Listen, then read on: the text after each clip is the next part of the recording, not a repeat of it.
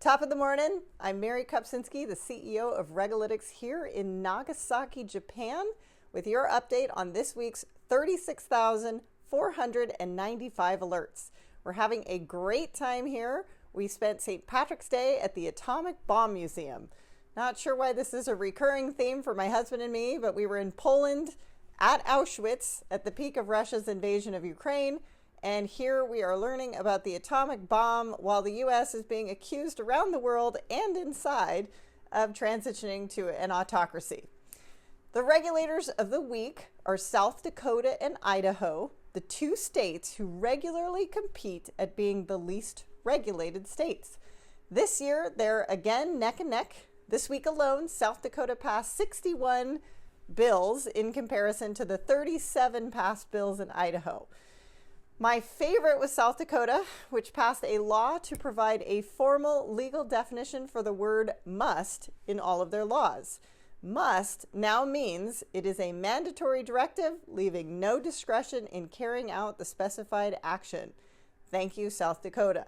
Meanwhile, Idaho passed a law this week to repeal numerous sections and chapters of the Idaho Code related to the Department of Health and Welfare, including various regulations concerning health facilities, controlled substances, and public health policies.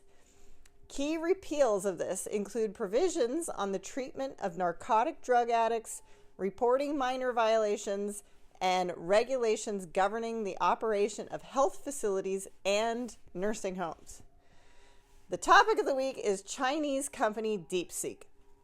So for those of you who are late to the party, DeepSeek is a new AI engine similar to OpenAI, but it was created by a Chinese corporation. It is owned and funded by the Chinese hedge fund High Flyer. So we already watched the US freak out about TikTok being controlled by the Chinese government, starting with South Dakota and ultimately banned at the federal level. Though at this point, Trump is still working on a deal, as we've been hearing. So in relation to DeepSeek, it started with Italy, moved to Brazil, Luxembourg, Netherlands, and then boom, Kansas. But get this, then New York. Ban, ban, ban. Warning, can't go on government devices. Red states, blue states, both sides of the aisle at the federal government, Arkansas, Tennessee, Virginia, Alabama, and as of last week, South Carolina. No government devices can use DeepSeek. Meanwhile, Egypt is loving it.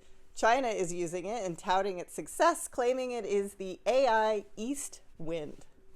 What else do you need to know? For my hardcore finance people, the CFTC staff has announced the immediate withdrawal of its advisory on swap execution facility (SEF) registration requirements, due to the advisory causing confusion about the registration obligations for certain entities. So you're all off the hook. The Turkish Competition Authority has launched an investigation against major streaming platforms, including Netflix, Disney Plus, and Amazon, for potential violations of Turkey's competition law.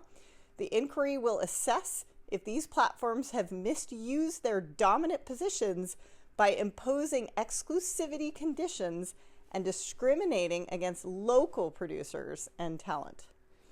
Last thing I thought was interesting is that Trump and Elon Musk are thinking of sending some sort of 20% dividend to Americans based on the savings of Doge's work.